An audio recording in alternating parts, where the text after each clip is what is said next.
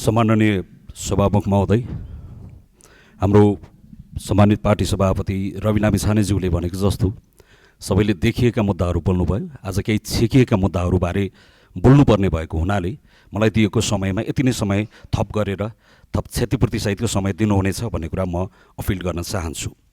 सम्माननीय सभामुख महोदय, सर्वप्रथम यहाँलाई यो गरिमामय संसदको सभामुख जस्तो पदमा निर्विरोध निर्वाचित हुनुभएकोमा म हृदयदेखि नै धेरै धेरै शुभकामना टक्राउन चाहन्छु। यहाँको उपस्थितिले सार्वभौम सत्ता सम्पन्न संसदको गरिमा थप उच्च हुनेछ भन्ने कुरा विश्वास व्यक्त गर्न चाहन्छु। सम्माननीय सभामुख महोदय, आजभन्दा झन्डै 7 वर्ष पहिला 2077 जेठको 10 गते रुकुमको सोतीमा नवराज विश्वकर्मा सहित 6 जना युवाहरूको हत्या भयो।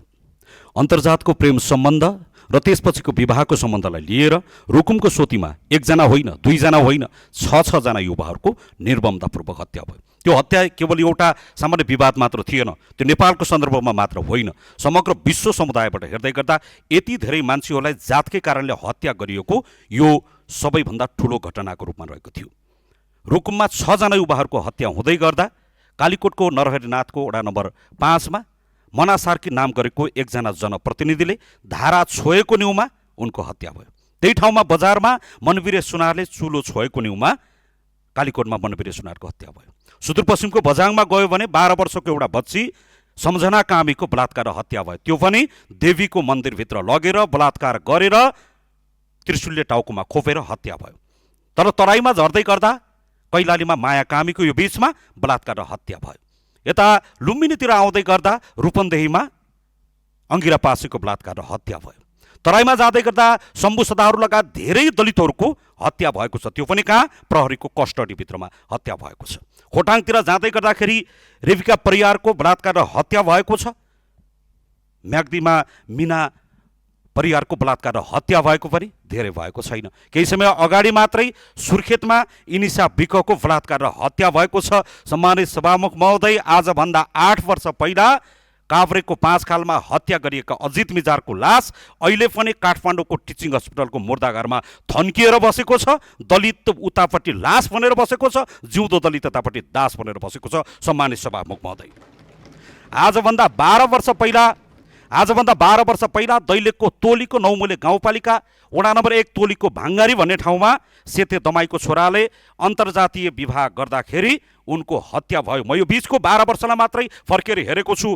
नेपाली उखानमा भनिन्छ 12 वर्षमा खोला फर्किन्छ।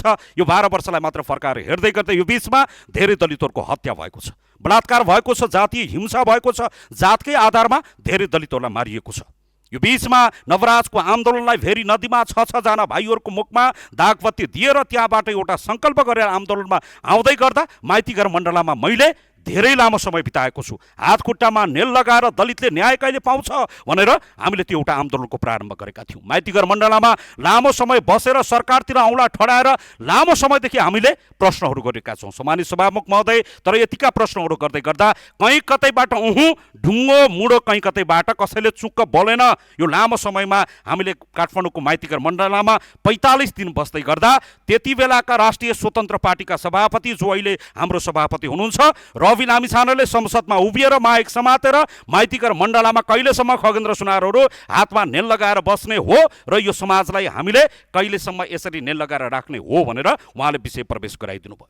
म यहाँबाट आदरणीय पार्टी सभापतिज्यूलाई हृदयदेखि नै म धेरै धेरै धन्यवाद टक्राउन चाहन्छु। यो बीचमा हामीले लामो सङ्घर्ष गऱ्यौँ, यो बीचमा धेरै आन्दोलनहरू गऱ्यौँ। त्यस पश्चात हामी राष्ट्रिय स्वतन्त्र पार्टीमा आबद्ध भयौँ। अहिले मानिसहरूले यहाँ धेरै कुराहरू उठाएको मैले यसो सुनेको छु। केही समय अगाडि एकजना प्रवक्ता मित्र, एकजना कमरेडले भन्नुभयो माफी मागेर मात्र हुन्छ, बोलेर मात्र हुन्छ, भनेर मात्र हुन्छ, नीतिमा मात्र गरेर हुन्छ, व्यवहारमा हुनुपर्छ कि पर्दैन भनेर उहाँले सोध्नुभयो। म भन्न चाहन्छु, हामीले राष्ट्रिय स्वतन्त्र पार्टीमा प्रवेश गर्दै गर्दा, त्यो पार्टीसँग सहकार्य गर्दै गर्दा, त्यो पार्टीभित्रबाट निर्वाचनमा उभिँदै गर्दै गर्दा हामीले सम्मानित पार्टी सभापतिज्यू रवि लामिछानेलाई भनेका थियौँ, तपाईँ दलितको मुद्दाप्रति झुक्नुहुन्छ कि हुन्न भन्दा उहाँले झुक्छु भन्नुभयो। लेख्नुहुन्छ कि हुन्न?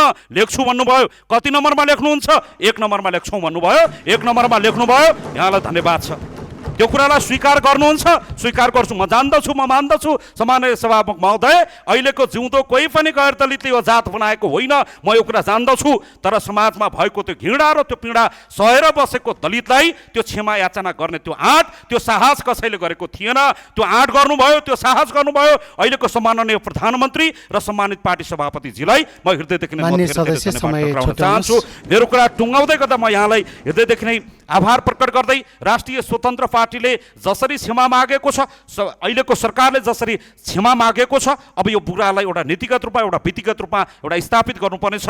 वर्षौँदेखि अन्याय र अत्याचारको त्यो तल परेर बसेको एउटा समुदायले त्यो न्यायको महसुस गर्नेछ। यति कुरा राख्दै यो बाँके 3 नम्बर क्षेत्रबाट म निर्वाचित भएर आएको छु। म एउटा समुदायबाट पनि प्रतिनिधित्व गर्दै गर्दाखेरि यो कुरालाई मैले यहाँ बोल्दै गर्दाखेरि बाँके 3 नम्बर क्षेत्र लगायत देशैभरिका मतदाताहरूलाई म हृदयदेखि नै आभार प्रकट गर्न चाहन्छु। संसारले लखेटेको बेला, संसारले बजारमा हाम्रो पुतला जलाएको बेला, संसारले त्यो घृणा र त्यो पीडा दिएको बेलामा बाँके 3 नम्बर क्षेत्र र यो देश हाम्रो पक्षमा उभिनु भएको छ। म सबै मतदाताहरूलाई तपाईँले मतदान गर्नुभएको छ, परि आएछ भने हामी तपाईँको लागि जीवनदान गर्न तयार हुनेछौँ। यति कुरा म तपाईँहरूको बिचमा राख्न चाहन्छु।